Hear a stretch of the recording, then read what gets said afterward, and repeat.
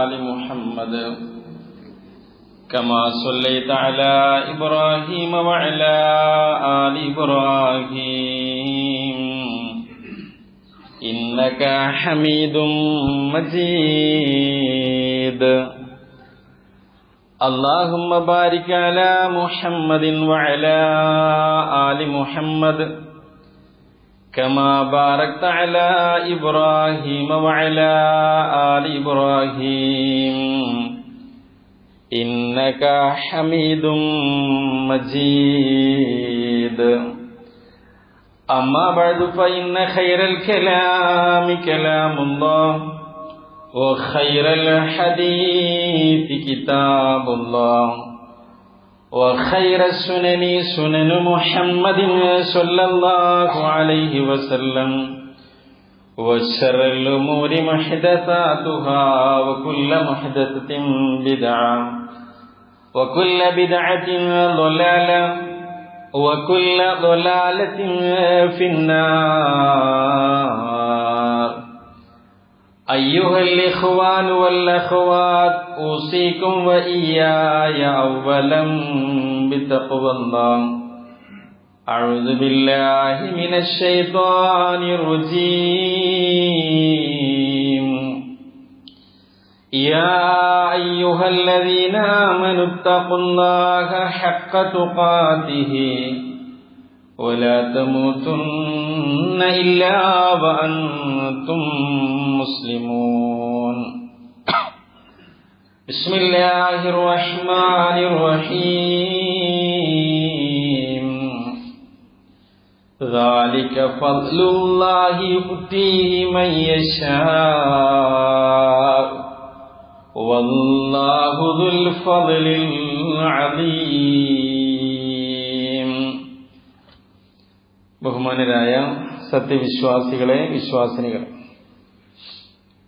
കാരുണ്യവാനായ അല്ലാഹുവിന്റെ ആജ്ഞകളും നിർദ്ദേശങ്ങളും ജീവിതത്തിന്റെ എല്ലാ സന്ദർഭങ്ങളിലും പാലിച്ച് തഖ്വയുള്ളവരായി ജീവിക്കണമെന്ന് എന്നെയും നിങ്ങളെയും ഓർമ്മപ്പെടുത്തുകയാണ്, വസിയത്ത് ചെയ്യുകയാണ്. കാരുണ്യവാനായ അല്ലാഹു അവന്റെ നിയമങ്ങൾ പാലിച്ചു ജീവിക്കുന്ന യഥാർത്ഥ വിശ്വാസികളിൽ, സ്വർഗാവകാശികളിൽ നമ്മെ എല്ലാവരെയും ഉൾപ്പെടുത്തി അനുഗ്രഹിക്കുമാറാകട്ടെ എന്ന് ആത്മാർത്ഥമായി പ്രാർത്ഥിക്കുകയാണ്. വിശ്വാസികളെ, മനുഷ്യരായ നാം അനവധി ആഗ്രഹങ്ങളുമായി ജീവിക്കുന്നവരാണ്. ഏതൊരു വ്യക്തിയെ എടുത്തു പരിശോധിച്ചാലും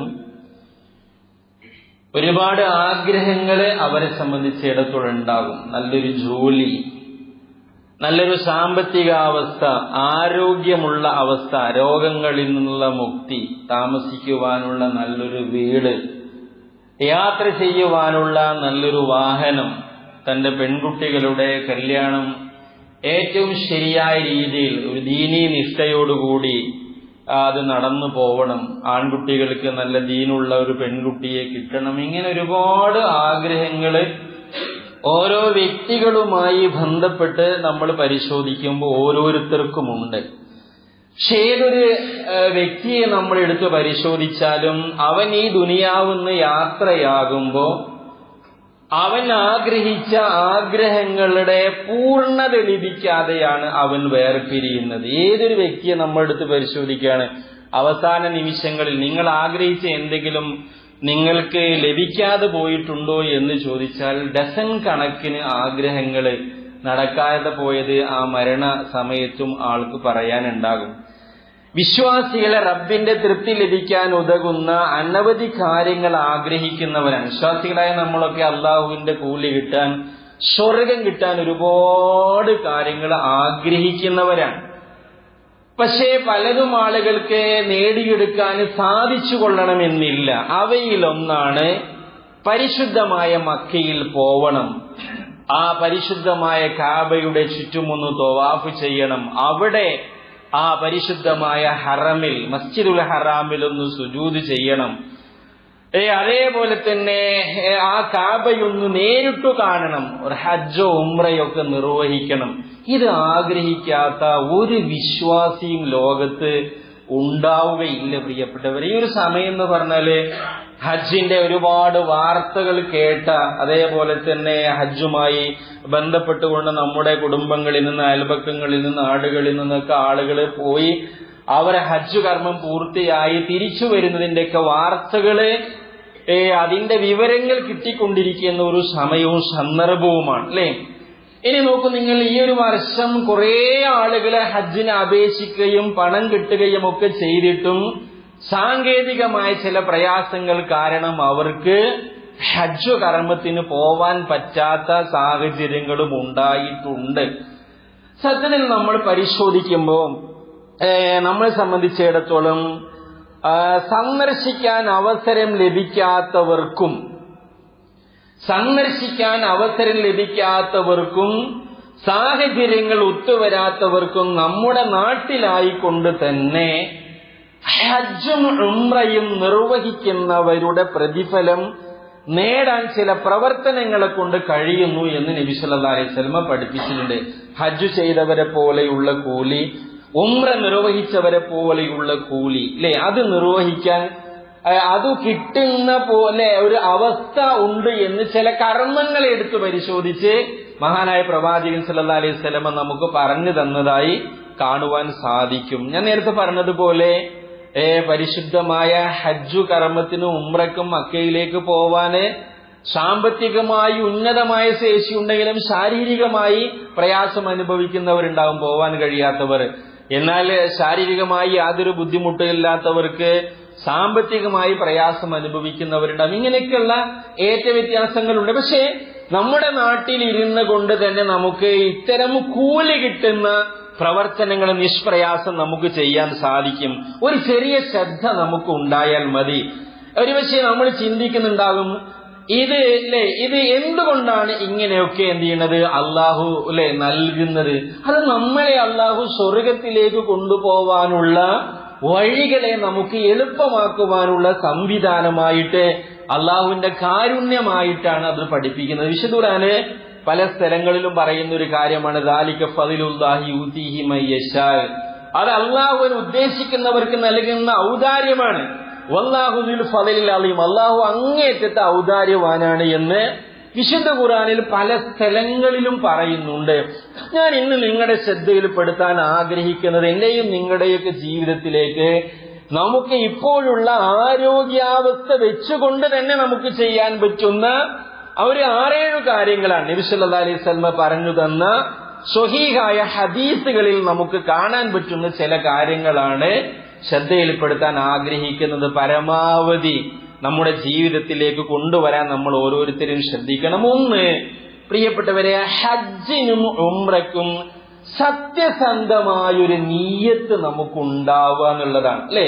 അള്ളാഹു എന്ത് ചെയ്യണം, നമുക്ക് അവസരങ്ങൾ തരുന്നുവെങ്കിൽ ഞാനതിന് പോവും അല്ലെ എന്ന ഒരു സത്യസന്ധമായ ഒരു നീയത്ത് നമുക്കുണ്ടാവുക. നോക്കുന്നെങ്കിൽ ഞാൻ പറഞ്ഞില്ലേ, ഈ വർഷം പണം അടച്ച് പോവാൻ സാധിക്കാത്ത ആളുകള്, അവര് അങ്ങേറ്റത്തെ ആഗ്രഹമാണ് അതിനവര് വെച്ചത് അല്ലെ. എന്നാൽ നോക്കൂ നിങ്ങൾ, അത്തരം ഒരു അവസ്ഥ ഉണ്ടെന്ന് വിചാരിക്കുക. ഹജ്ജിനും ഉംറയ്ക്കുമൊക്കെ സത്യസന്ധമായ നീയത്ത് വെച്ചു, പക്ഷേ ഉദറ് കാരണം പോവാൻ സാധിച്ചില്ല, യാത്രക്ക് മുടക്കമുണ്ടായി, അല്ലെങ്കിൽ രോഗബാധിതനായി, പ്രതിസന്ധികൾ ഉണ്ടായി, അങ്ങനെയൊക്കെ അവന്റെ യാത്ര തടയപ്പെട്ടാലും അവന് പോയതുപോലെയുള്ള കൂലി കിട്ടും. അല്ലാണ്ട് റസൂൽ പറയുന്നൊരു വാചകം നോക്കൂ നിങ്ങൾ, ഫമൻ ഹമ്മ ബി ഹസനത്തിൻ, ഒരാളൊരു നന്മ വിചാരിച്ചു, ഫലം യഅമൽഹ, അതവൻ പ്രവർത്തിച്ചില്ല, അവന് ചെയ്യാൻ പറ്റിയ സാഹചര്യം ഉണ്ടായില്ല, എങ്കിൽ ഖതബഹല്ലാഹു ലഹു, അല്ലാഹു അവന്റെ അടുക്കൽ രേഖപ്പെടുത്തും ഹസനത്തൻ കാമില, പൂർണമായ ഒരു പ്രതിഫലം എന്നാണ്. ഇപ്പൊ വെള്ളിയാഴ്ച ജുമക്ക് പോരാൻ നമ്മള് കുളിച്ചൊരുങ്ങി എല്ലാം റെഡിയായി പോരാൻ സമയത്താണ് നമുക്ക് പോരാൻ പറ്റാത്ത ഒരു അവസ്ഥ ഉണ്ടായതെന്ന് വിചാരിക്കുക. എങ്കിൽ നോക്കൂ നിങ്ങൾ, അത് ശർഈയായ കാരണമാണ്, ഉൾസറാണ്. എങ്കിൽ നോക്കൂ നിങ്ങൾ, ഈ പള്ളിയിൽ വന്ന് ജുമക്ക് നമ്മൾ പങ്കെടുത്തതുപോലെയുള്ള പ്രതിഫലം സത്യസന്ധമായ അത്തരം ആഗ്രഹങ്ങളെ കൊണ്ട് ഉണ്ടാകുമെന്നാണ് റസൂലുള്ളാഹി സ്വല്ലല്ലാഹു അലൈഹി വസല്ലം പഠിപ്പിക്കുന്നത്. റസൂലുള്ളാഹി സ്വല്ലല്ലാഹു അലൈഹി വസല്ലം തബൂക്ക് യുദ്ധം കഴിഞ്ഞുകൊണ്ട് ഇങ്ങനെ മടങ്ങുന്ന സമയത്ത് സ്വഹാബികൾക്ക് പറഞ്ഞു കൊടുക്കാണ്, അല്ലെ റസൂലുള്ളാഹി സ്വല്ലല്ലാഹു അലൈഹി വസല്ലം മദീനയിലേക്ക് ഇങ്ങനെ അടുക്കുന്ന സമയമാണ്. തബൂക്ക് യുദ്ധം കഴിഞ്ഞുകൊണ്ടാണ് വരുന്നത്. അല്ലാഹുവിന്റെ റസൂല് പറയണ ഇന്ന ബിൽ മദീന അഖ്വാമ, തീർച്ചയായും മദീനയിൽ കുറച്ച് ആളുകളുണ്ട്. മാ സിർതും മസീറൻ വലാ ഖതഅതും വാദിയൻ ഇല്ലാ കാനൂ മഅകും, നിങ്ങളൊരു യാത്രയും ചെയ്തിട്ടില്ല, നിങ്ങളൊരു താഴ്വരയും മുറിച്ചു കടന്നിട്ടില്ല, അവർ നിങ്ങളുടെ കൂടെ ഇല്ലാതെ. എന്ന് പറഞ്ഞാല് ശരഈയായ ഉദുറു കാരണം മദീനയിൽ തബൂക്ക് യുദ്ധത്തിലേക്ക് പോവാൻ കഴിയാതെ അവിടെ തന്നെ നിൽക്കേണ്ടി വന്ന ആളുകൾ, ആ ആളുകളെ കുറിച്ച് റസൂലുള്ളാഹി സ്വല്ലല്ലാഹു അലൈഹി വസല്ലം പറയുന്നത്, പോയ ആളുകളോട് നിങ്ങൾ സഞ്ചരിച്ച ഒരു സഞ്ചാരപാതയും നിങ്ങൾ മുറിച്ചു കടന്നിട്ടില്ല, നിങ്ങളൊരു യാത്രയും ചെയ്തിട്ടില്ല, ഇല്ല കാനൂ മഅകും, അവർ നിങ്ങളുടെ കൂടെ ഇല്ലാതെ. അപ്പൊ സ്വഹാബികൾ ചോദിക്കണം, അല്ലാഹുവിന്റെ റസൂലേ വഹും ബിൽ മദീന, അവർ മദീനയിലല്ലേ, പിന്നെ എങ്ങനെ ഞങ്ങളുടെ കൂടെ ഉണ്ടാവുക? അല്ലാഹുവിന്റെ റസൂൽ സല്ലല്ലാഹു അലൈഹി വസല്ലം പറയണ വഹും ബിൽ മദീന, അവർ മദീനയിൽ തന്നെയാണ്. ഹബസഹുമുൽ ഉദുറു, അവരെ ചില ഒഴി കഴിവുകളാണ് അവരെ തടഞ്ഞു വെച്ചത്. അതുകൊണ്ട് നിങ്ങൾക്ക് കൂലി കിട്ടുന്നത് പോലെയുള്ള കൂലി ആ മദീനയിൽ താമസിക്കുന്ന ആളുകൾക്കുമുണ്ട് എന്നാണ് അല്ലാഹുവിന്റെ റസൂൽ സല്ലല്ലാഹു അലൈഹി വസല്ലം പഠിപ്പിക്കുന്നത്. അതുകൊണ്ട് എന്തൊരു നല്ല കർമ്മം നമ്മൾ ചിന്തിക്കുകയാണെങ്കിലും ആ ചിന്തിക്കുന്നതിന്, നമ്മൾ ഉദ്ദേശിക്കുന്നതിന് ശരിയായൊരു നീയത്തുണ്ട് എങ്കിൽ അത് ചെയ്യാൻ സാധിച്ചില്ലെങ്കിൽ നമുക്ക് കൂലിയുണ്ട്, അത് ചെയ്തതുപോലെയുണ്ട് എന്നാണ് റസൂലുള്ളാഹി സ്വല്ലല്ലാഹു അലൈഹി വസല്ലം പഠിപ്പിക്കുന്ന ഈ ഹദീസ് എന്ന് നമുക്ക് ബോധ്യമാകുന്നത്. അതാണ് ഒന്നാമത്തെ കാര്യം, സത്യസന്ധമായ ഒരു നീയത്ത് ആ കർമ്മത്തിന് നമുക്കുണ്ടാവുക എന്നതാണ്. രണ്ടാമത്തേത് ഹുദൂറ മജാലിസിൽ ഇൽമി ഫിൽ മസ്ജിദി, പള്ളിയിൽ അറിവിന്റെ സദസ്സിൽ ഹാജരാവുക. പള്ളിയിൽ ദീനിയായ പഠനങ്ങൾ നടക്കുന്നുവെങ്കിൽ ആ പഠനം നടക്കുന്നിടത്തേക്ക് അത് ഉദ്ദേശിച്ചുകൊണ്ട് നമ്മൾ പുറപ്പെടുന്നുവെങ്കിൽ, അള്ളാഹുവിന്റെ പ്രവാചകൻ പറഞ്ഞ വാചകം നോക്കൂ നിങ്ങൾ, മൻ ഗദാ ഇലൽ മസ്ജിദി, ഒരാൾ രാവിലെ പള്ളിയിലേക്ക് പുറപ്പെട്ടു, ലാ യുരീദു ഇല്ലാ യതഅല്ലമ ഖൈറൻ, ഒരു നന്മ പഠിക്കുകയല്ലാതെ അദ്ദേഹത്തിന് ഉദ്ദേശമില്ല, ഔ യുഅല്ലിമുഹു, അല്ലെങ്കിൽ ആളുകളെ പഠിപ്പിക്കുക, കാന ലഹു കഅജ്രി ഹാജിൻ താമൻ ഹിജ്ജതുഹു, അയാൾക്ക് ഒരു ഹാജി നിർവഹിച്ച ഹജ്ജിന്റേത് പോലെയുള്ള പ്രതിഫലമുണ്ട് എന്ന് അള്ളാഹുവിന്റെ പ്രവാചകൻ സല്ലല്ലാഹു അലൈഹി വസല്ലം പഠിപ്പിക്കുകയാണ്. അല്ലെ, ഇപ്പൊ ശനിയാഴ്ച ഇവിടെ QHLS നടക്കുന്നതിന്റെ രാവിലെയാണ്. സുബൈക്ക് നമ്മൾ പുറപ്പെടുമ്പോ പള്ളിയിലേക്ക് നമ്മള് നിസ്കരിക്കാനുള്ള ഒരു നീയത്തുള്ളതോടൊപ്പം തന്നെ ഖുർആനിന്റെ ആയത്തുകൾ പഠിക്കാനുള്ള ഒരു നീയത്ത് കൂടി നമ്മളെ സംബന്ധിച്ചിടത്തോളം ഉണ്ടെങ്കിൽ ഈ പ്രതിഫലങ്ങൾ പ്രിയപ്പെട്ടവരെ നമുക്ക് നേടാൻ സാധിക്കുമെന്നാണ് അല്ലാഹുവിന്റെ റസൂലിന്റെ ഈ വാചകത്തിൽ നമുക്ക് കാണാൻ സാധിക്കുന്നത്. ഇതാണ് രണ്ടാമത്തെ കാര്യം. മൂന്നാമത്തെ കാര്യം അൽ ഖുറൂജു ഇലൽ മസ്ജിദി ലിഅദാഇ സ്വലാത്തിൻ മക്തൂബ, നിർബന്ധ നമസ്കാരത്തിന് പള്ളിയിലേക്ക് പുറപ്പെടാനാണ്. പ്രിയപ്പെട്ടവരെ, പള്ളിയിലേക്ക് 5 വഖത്ത് നമസ്കാരത്തിന് നമ്മൾ പുറപ്പെടുന്നുവെങ്കിൽ അള്ളാന്റെ റസൂൽ പറഞ്ഞ വാചകം നോക്കൂ നിങ്ങൾ. അബൂദാവൂദ് ഉദ്ധരിക്കുന്ന 558 ഹദീസായി നമുക്ക് വായിക്കാൻ സാധിക്കും. മൻ ഖറജ മിൻ ബൈതിഹി, ഒരാൾ തന്റെ വീട്ടിൽ നിന്ന് പുറപ്പെട്ടു, എങ്ങനെ? മുതതഹിറൻ, ശുദ്ധിയാക്കിക്കൊണ്ട്, വുളു എടുത്തുകൊണ്ട്. അപ്പൊ നമ്മൾ പള്ളിയിലേക്ക് പുറപ്പെടുമ്പോ നമ്മൾ വീട്ടിൽ നിന്ന് വുളു എടുത്തുകൊണ്ടാണ് പോരേണ്ടത്. ഇലാ സ്വലാത്തിൻ മക്തൂബ, നിർബന്ധമായ നമസ്കാരത്തിലേക്ക്. ഫാജുറുഹു, അവന്റെ കൂലി കാജിരിൽ ഹാജിൽ മുഹ്രിമി, ഇഹ്റാമിൽ പ്രവേശിച്ച് ഹജ്ജ് കർമ്മം നിർവഹിച്ചവനെ പോലെയുള്ള പ്രതിഫലമാണ്. വമൻ ഖറജ ഇലാ തസ്ബീഹിൽ ളുഹാ ലാ യുൻസിബുഹു ഇല്ലാ ഇയ്യാഹു ഫാജുറുഹു കാജിരിൽ മുഅ്തമർ, ഒരാൾ ളുഹാ നമസ്കാരത്തിലേക്കാണ് പുറപ്പെടുന്നതെങ്കിലോ അയാൾക്ക് ഉംറ നിർവഹിച്ചവനെ പോലെയുള്ള പ്രതിഫലമുണ്ട് എന്ന് റസൂലുള്ളാഹി സ്വല്ലല്ലാഹു അലൈഹി വസല്ലം പഠിപ്പിക്കുകയാണ്. ഇതേപോലെയുള്ള ഹദീസുകൾ നമുക്ക് വീണ്ടും റസൂലുള്ളാഹി സ്വല്ലല്ലാഹു അലൈഹി വസല്ലം പറഞ്ഞതായി കാണാൻ സാധിക്കും. പ്രിയപ്പെട്ടവരെ, നമ്മുടെ വീടുകളിൽ ഉണ്ടായിട്ട്, നമ്മുടെ ജോലി ചെയ്യുന്ന സ്ഥലങ്ങളിൽ ഉണ്ടായിട്ട്, ആ ബാങ്ക് കേൾക്കുമ്പോൾ ജമാഅത്ത് നടക്കുന്നിടത്തേക്ക് കൃത്യമായി നമ്മളൊന്ന് നടന്നു പോവാൻ നമുക്ക് സാധിച്ചാൽ അതിന് വലിയ പ്രതിഫലമുണ്ട്. ഹജ്ജ് കർമ്മം നിർവഹിച്ചവന് കിട്ടുന്നത് പോലെ. അത് സുന്നത്ത് നമസ്കാരങ്ങളിലേക്കാണെങ്കിൽ ഉംറ നിർവഹിച്ചവന് കിട്ടുന്നത് പോലെയുള്ള കൂലിയുണ്ടെന്ന് പറയുമ്പോൾ പ്രിയപ്പെട്ടവരെ, എത്ര കൂലിയാണ് നമുക്കൊക്കെ നഷ്ടമായത് നമ്മുടെ അശ്രദ്ധ കൊണ്ട്. അതുകൊണ്ട് ഇനിയെങ്കിലും നിർബന്ധ നമസ്കാരത്തിന് കൃത്യമായി ജമാഅത്തിലേക്ക് പോവാനുള്ള ശ്രദ്ധ നമ്മുടെ ഭാഗത്ത് ഉണ്ടാവേണ്ടതുണ്ട്. നാലാമത്തെ കാര്യം ഓർമ്മപ്പെടുത്തുകയാണ്, മുഹാഫള അലാ സ്വലാത്തിൽ ഫജ്രി ഫീ ജമാഅത്തിൻ വഖുഊദിൻ ബഅദ സ്വലാത്തി ഫിൽ മുസല്ല ബിസിക്രി ഹത്താ തത്ലുഅ ശംസ്. ഒരാൾ സുബഹി നമസ്കാരത്തിന് പുറപ്പെടുക, ജമാഅത്തിന് പുറപ്പെടുക, എന്നിട്ട് അവൻ ആ നിസ്കരിച്ച സ്ഥലത്ത് പള്ളിയിൽ തന്നെ അവൻ ഇരിക്കുക. എങ്ങനെയാണ് അവൻ ഇരിക്കുന്നത്? ദിക്റുകളിലായി, ദുആകളായി അവൻ ഇരിക്കുകയാണ്. ഏതുവരെ? ഹത്താ തത്ലുഅ ശംസ്, സൂര്യൻ ഉദിക്കുന്നത് വരെ.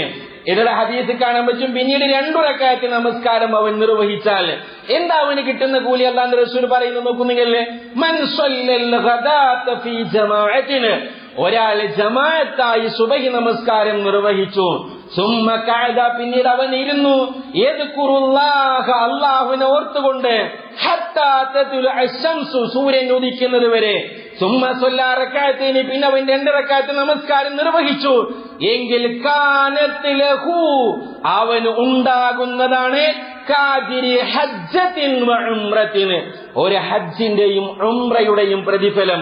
ഒന്നുകൂടി അല്ലാഹുവിന്റെ റസൂൽ ഉറപ്പിക്കുകയാണ്, ഖാല റസൂലുള്ളാഹ് താമത്തിൻ താമത്തിൻ താമത്തിൻ, പരിപൂർണമായി എന്നാണ്. അഥവാ പൂർണ്ണമായ ഹജ്ജിന്റെയും പ്രതിഫലം, ഉംറയുടെയും പ്രതിഫലം കിട്ടുമെന്നാണ് അല്ലാഹുവിന്റെ റസൂൽ സല്ലല്ലാഹു അലൈഹി വസല്ലം ഒന്നുകൂടി ഉറപ്പിച്ച് പറയുന്നതായി കാണുന്നത്. സമയം എന്തെങ്കിലും പ്രിയപ്പെട്ടവര്, എല്ലാവർക്കും സുബഹി നമസ്കാരം കഴിഞ്ഞ് പള്ളിയിൽ സൂര്യൻ ഉദിക്കുന്നത് വരെ ഒന്നും ഇരിക്കാനും പിന്നീട് ഒരു 2 റക്അത്ത് നമസ്കരിച്ച് പോവാനൊന്നും സമയം ഉണ്ടാവില്ല. ജോലി സ്ഥലങ്ങളിലേക്കൊക്കെ പുറപ്പെടുന്ന, തന്റെ ദൈനംദിന കാര്യങ്ങൾക്ക് വേണ്ടിയൊക്കെ യാത്ര ചെയ്യേണ്ട ആളുകൾ ഉണ്ടാവും. അല്ലാത്ത ആളുകളൊക്കെ ഇതിന് സമയം കണ്ടാൽ പ്രിയപ്പെട്ടവരെ, മരിച്ചു പോകുമ്പോൾ നമുക്ക് വലിയൊരു പ്രതിഫലവുമായി അള്ളാഹുവിലേക്ക് പോവാൻ സാധിക്കും. പിന്നീട് മറ്റൊരു കാര്യമായി 5ാമതായി ഓർമ്മപ്പെടുത്താനുള്ളത്, നിർബന്ധ നമസ്കാരങ്ങൾക്ക് ശേഷം സുബ്ഹാനല്ലാഹ് 33, അൽഹംദുലില്ലാഹ് 33, അല്ലാഹു അക്ബർ 33, ഇങ്ങനെയുള്ള തസ്ബീഹും തഹ്മീദും തക്ബീറും ഒക്കെ നിർവഹിക്കുക എന്നതാണ്. റസൂലുള്ളാഹി സ്വല്ലല്ലാഹു അലൈഹി വസല്ലമയുടെ അരികിൽ വന്നുകൊണ്ട് പാവപ്പെട്ട മുഹാജിരിങ്ങൾ വന്നുകൊണ്ട് പരാതി പറയാൻ, അല്ലാഹുവിന്റെ റസൂലേ, ഞങ്ങളുടെ നാട്ടിലുള്ള പണക്കാരായ ആളുകളൊക്കെ എന്താണ്, അവര് വലിയ വലിയ അനുഗ്രഹങ്ങളും ഉന്നതമായ സ്ഥാനങ്ങളൊക്കെ നേടുന്നുണ്ട്. ഞങ്ങൾ നോമ്പ് നോൽക്കുന്നത് പോലെ അവർ നോമ്പ് നോൽക്കുന്നുണ്ട്, ഞങ്ങൾ നിസ്കരിക്കുന്നത് പോലെ അവർ നിസ്കരിക്കുന്നുണ്ട്. എന്നാൽ ഞങ്ങൾക്ക് അവർ സ്വതക്ക ചെയ്യുന്നു, ഞങ്ങൾക്ക് സ്വതക്ക ചെയ്യാൻ സാധിക്കുന്നില്ല. അതേപോലെ തന്നെയുള്ള നന്മകളൊക്കെ അവർക്ക് ചെയ്യാൻ സാധിക്കുന്നുണ്ട്, ഞങ്ങൾക്ക് അതിനൊന്നുള്ള ശേഷിയില്ല. പാവങ്ങളാണ്, ഫക്കീറുകളാണ്. അള്ളാഹുവിന്റെ പ്രവാചകൻ സല്ലല്ലാഹു അലൈഹി വസല്ലം പറഞ്ഞു കൊടുക്കാണ്, അഫല ഉഅല്ലിമുക്കും, ഞാൻ നിങ്ങൾക്കൊരു കാര്യം പറഞ്ഞു തരട്ടെ, അത് നിങ്ങൾ പ്രവർത്തിക്കുന്നു എങ്കിൽ നിങ്ങളുടെ മുമ്പുള്ളവരിലേക്ക് നിങ്ങൾക്ക് എത്താൻ സാധിക്കും കർമ്മങ്ങളെ കൊണ്ട്. അതേപോലെ തന്നെ നിങ്ങളുടെ പിന്നിലുള്ളവരെ കർമ്മങ്ങളെ കൊണ്ട്, പ്രതിഫലങ്ങളെ കൊണ്ട് നിങ്ങൾക്ക് മുൻകടക്കാനും സാധിക്കുമെന്ന് അള്ളാഹുവിന്റെ പ്രവാചകൻ സല്ലല്ലാഹു അലൈഹി വസല്ലം പറഞ്ഞു കൊടുത്തിട്ട് അള്ളാഹുവിന്റെ പ്രവാചകൻ പറഞ്ഞു കൊടുക്കാണ്, എല്ലാ നമസ്കാരങ്ങൾക്ക് ശേഷവും നിങ്ങൾ സുബ്ഹാനല്ലാഹ്, അൽഹംദുലില്ലാഹ്, അല്ലാഹു അക്ബർ എന്നിവ 33 പ്രാവശ്യം നിങ്ങൾ നിർവഹിക്കുന്നുവെങ്കിൽ ഇവരൊക്കെ ചെയ്യുന്ന ഈ ഹജ്ജിന്റെയും ഉംറയുടെയും അതേപോലെ തന്നെ സ്വതക്കയുടെയും ഒക്കെയുള്ള കൂലി പോലെയുള്ള കൂലി പാവങ്ങളായ നിങ്ങൾക്കും കിട്ടുമെന്ന് അള്ളാന്റെ റസൂൽ വിശദീകരിച്ചു കൊടുക്കുന്നത്.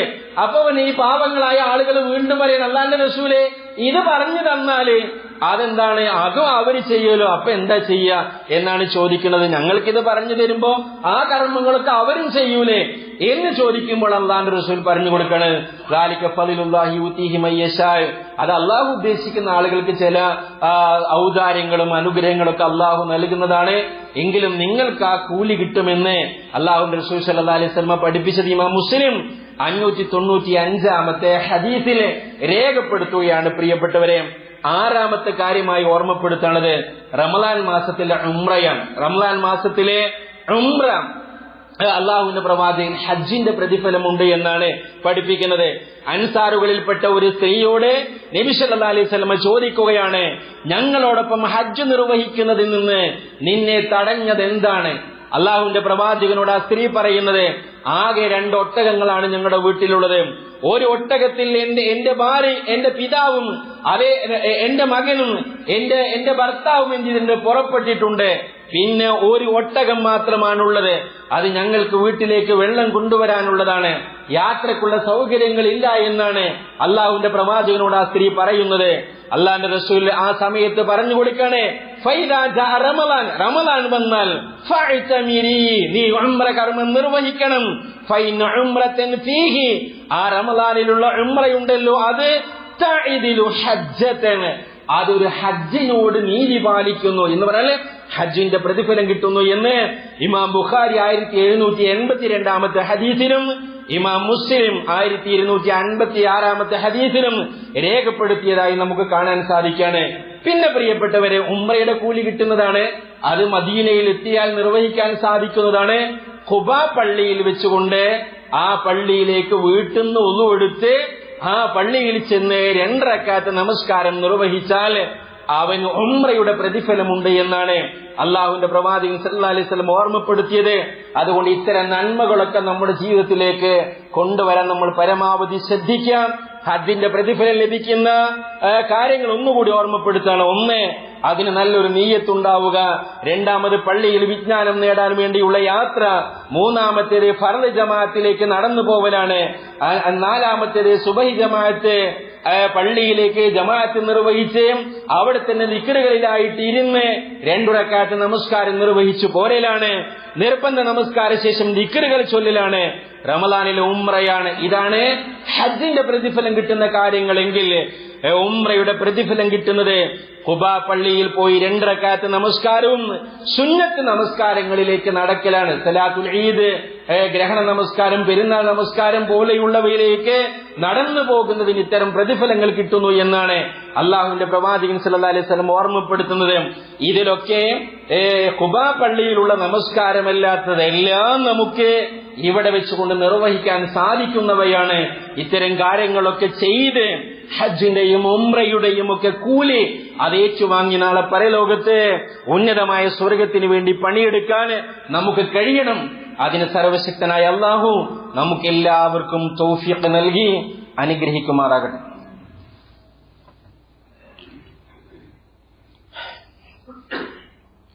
അൽഹംദുലില്ലാഹ് ഹംദൻ തയ്യിബൻ മുബാറകൻ ഫീഹി അലാ കുല്ലി ഹാൽ.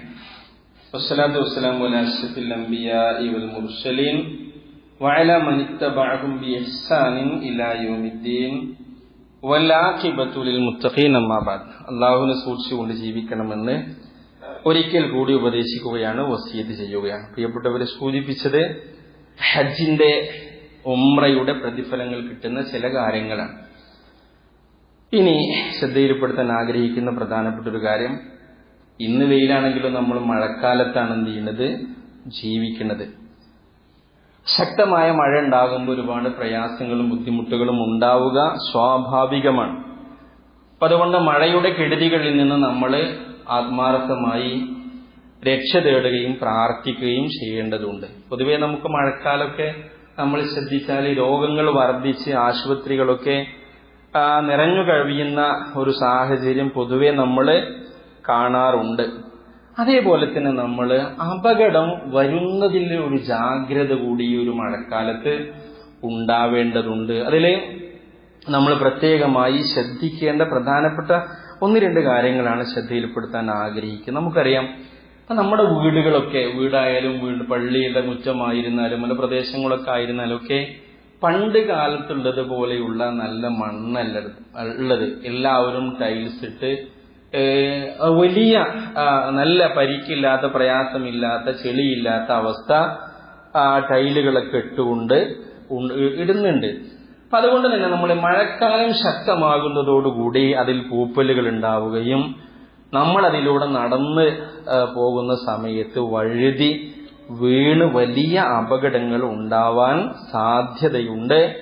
അതുകൊണ്ട് പ്രായമുള്ള ആളുകളൊക്കെ അങ്ങനെ നടക്കുന്ന സമയത്ത് എല്ലാവരും ശ്രദ്ധിക്കണം. പ്രത്യേകിച്ച് പ്രായമുള്ള ആളുകളൊക്കെ അവർ വീണ് എല്ലുകളൊക്കെ പൊട്ടിയാൽ അതൊക്കെ പൂർവ്വസ്ഥിതിയിലേക്ക് വരാന്നുള്ളത് വലിയ പ്രയാസങ്ങളാണ് ഉണ്ടാവുക. അതുകൊണ്ട് നല്ലൊരു ശ്രദ്ധയും ജാഗ്രതയും അത്തരം പ്രതലങ്ങളിലൂടെ നടക്കുമ്പോൾ നമുക്കുണ്ടാവണമെന്ന് ഓർമ്മപ്പെടുത്താണ്. രണ്ടാമത്, പൊതുവെ നമ്മൾ കാണുന്ന ഇത് മഴക്കാലം തുടങ്ങുന്നതോടുകൂടി നമ്മുടെ ടെറസിന്റെ മുകളിലൊക്കെ ഓവുകളൊക്കെ അടഞ്ഞ് വെള്ളം നിൽക്കുന്ന ഒരു സാഹചര്യം ഉണ്ടാവും.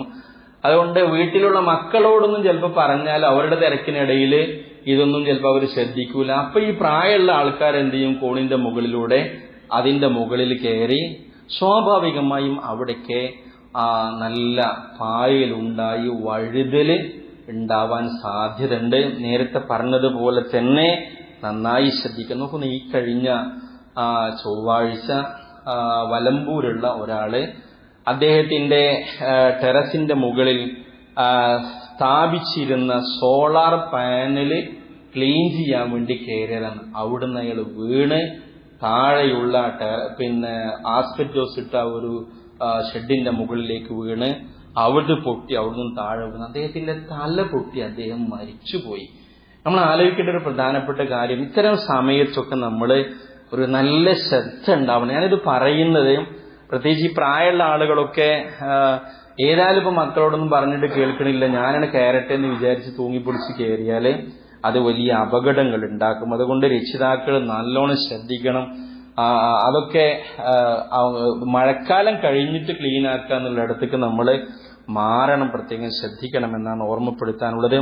അതേപോലെ തന്നെ പള്ളിയിലേക്ക് നടന്നു പോരുന്ന വഴികളൊക്കെ നല്ല വഴുതലുള്ള വഴികൾ ഉണ്ടാവും, അവിടേക്ക് നമ്മളൊരു സൂക്ഷ്മത പാലിക്കണം. വാഹനം ഓടിക്കുന്നവർ നല്ല ജാഗ്രത വേണം. നല്ല കുഴികൾ ഉണ്ടാകും, അതിൽ വെള്ളം ഇങ്ങനെ നിറഞ്ഞു നിൽക്കുന്നുണ്ടാകും. അതിന്റെ ആഴൊന്നും എന്തില്ല, വാഹനം ഓടിച്ചു പോകുമ്പോൾ അറിയൂല. അപ്പൊ 4 വീലൊക്കെ ഓടിച്ച് കാറൊക്കെ നല്ല സ്പീഡിൽ ഓടിക്കുമ്പോൾ ഈ കുഴിയിൽ വീണ് തെന്നി മറ്റു വാഹനങ്ങളിലേക്കൊക്കെ ഇടിച്ച് അപകടങ്ങൾ ഉണ്ടാവാൻ സാധ്യതയുണ്ട്. ബൈക്ക് യാത്രക്കാരൊക്കെ, പ്രത്യേകിച്ച് ചെറുപ്പക്കാരൊക്കെ എന്ന് പറഞ്ഞാൽ മോട്ടോർ സൈക്കിളിൽ കയറിയ പിന്നെ ആനപ്പുറത്ത് കയറിയ പോലെയാണ്. യാതൊരു ശ്രദ്ധയിൽ എന്തൊക്കെയോ ഒരു വലിയ സ്ഥാനം കിട്ടിയതുപോലെയാണ്. അതുകൊണ്ട് സ്പീഡിനൊന്നും ഒരു ലൈസൻസും ഇല്ലാത്ത അവസ്ഥയിലാണ് എന്ത് ചെയ്യുന്നത്, പോകുന്നത്.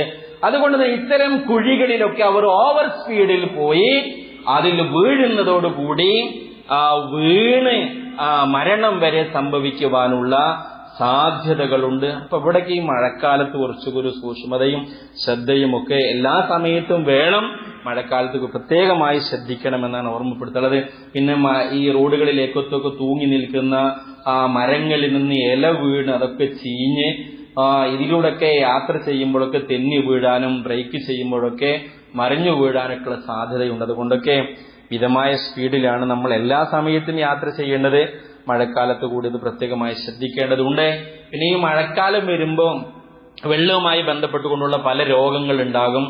ആ രോഗങ്ങളിലൊക്കെ നമ്മുടെ നാട്ടിലുള്ള ആരോഗ്യ വകുപ്പ് നമ്മോട് നിർദ്ദേശിക്കുന്ന നിർദ്ദേശങ്ങളെ കൃത്യമായി പാലിക്കേണ്ടതുണ്ട്. മഞ്ഞപ്പിത്തം പോലെയുള്ള രോഗങ്ങളൊക്കെ വ്യാപകമായി വരുന്ന ഒരു സന്ദർഭമാണ്. അതേപോലെ തന്നെ കൊതുക് മൂലമുണ്ടാകുന്ന രോഗങ്ങൾ ഉണ്ടാകും. അപ്പൊ അതിലൊക്കെ നമുക്ക് വെള്ളം കെട്ടി നിൽക്കുന്ന സ്ഥലങ്ങളൊക്കെ ഇല്ല എന്ന് നമ്മുടെ ചുറ്റുഭാഗങ്ങളിലൊക്കെ നമ്മളത് ഉറപ്പുവരുത്തണം. അതേപോലെ തന്നെ സ്കിന്ന് രോഗങ്ങളൊക്കെ ധാരാളമായി ഉണ്ടാകും. അതിൽ ഏറ്റവും പ്രധാനപ്പെട്ടതാണ് കാലിന്റെ ഇടയിലുള്ള വിരലൊക്കെ വെള്ളം നിന്നുകൊണ്ട് മുറിവ് വരുന്നത്. അപ്പൊ ഈ ഷുഗറൊക്കെ ഉള്ള രോഗികൾ പ്രത്യേകം ശ്രദ്ധിക്കണം. എപ്പോഴും അത് തുടച്ചു വൃത്തിയായി നടന്നു പോകുമ്പോൾ അതിൽ വെള്ളവും ഉണ്ടാകും, മണൽ തരികളും ഉണ്ടാകും. അത് ഒരഞ്ഞ് അവിടെ മുറിവുണ്ടാകും. അവസാനം വിരല് വരെ കട്ട് ചെയ്ത് മാറ്റേണ്ട സാഹചര്യങ്ങളൊക്കെ ഉണ്ടാകും. ഇവിടെയൊക്കെ നമ്മളൊരു ടവലൊക്കെ ഉപയോഗിച്ച് അതൊക്കെ തുടച്ചു വൃത്തിയാക്കുന്ന ഒരു സാഹചര്യം ഉണ്ടാവണമെന്ന് പ്രത്യേകമായി ഓർമ്മപ്പെടുത്താണ്. അതേപോലെ തന്നെ ശ്രദ്ധിക്കേണ്ടത്, വീട്ടിൽ നിന്ന് ഒതുവെടുത്ത് പള്ളിയിലേക്ക് വരുമ്പോൾ പള്ളിയിലേക്ക് കയറുമ്പോഴും കാല് വൃത്തിയാക്കിയിട്ടാണ് നമ്മൾ കയറേണ്ടത്. പഴയ ഭക്ഷണങ്ങളൊക്കെ ഇങ്ങനെ ധാരാളമായി ഭക്ഷണം ഉണ്ടാക്കിയത് ഇങ്ങനെ ഫ്രിഡ്ജിൽ വെച്ച് വീണ്ടും അത് ചൂടാക്കി തിന്നുന്ന ഒരു സാഹചര്യമൊന്നും എക്കാലത്തുണ്ടാവാൻ പാടില്ല. മഴക്കാലത്ത് പ്രത്യേകമായി ആ കാര്യം ശ്രദ്ധിക്കണം. പലപ്പോഴും മഴയുണ്ടാകുമ്പോൾ സ്കൂളുകൾക്കൊക്കെ അവധി പ്രഖ്യാപിക്കും. നമ്മുടെ ചെറിയ മക്കള് അവധി എന്ന് കേട്ടാൽ തുള്ളിച്ചാടി നടക്കും, അല്ലെ?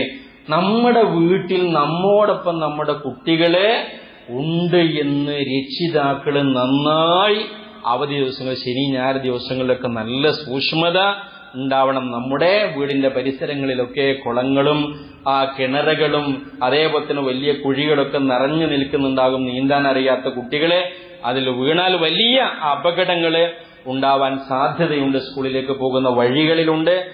അതുകൊണ്ട് നമ്മുടെ കുട്ടികളെ കുറിച്ച് നല്ലൊരു ശ്രദ്ധ നമ്മെ സംബന്ധിച്ചിടത്തോളം ഉണ്ടാവണം.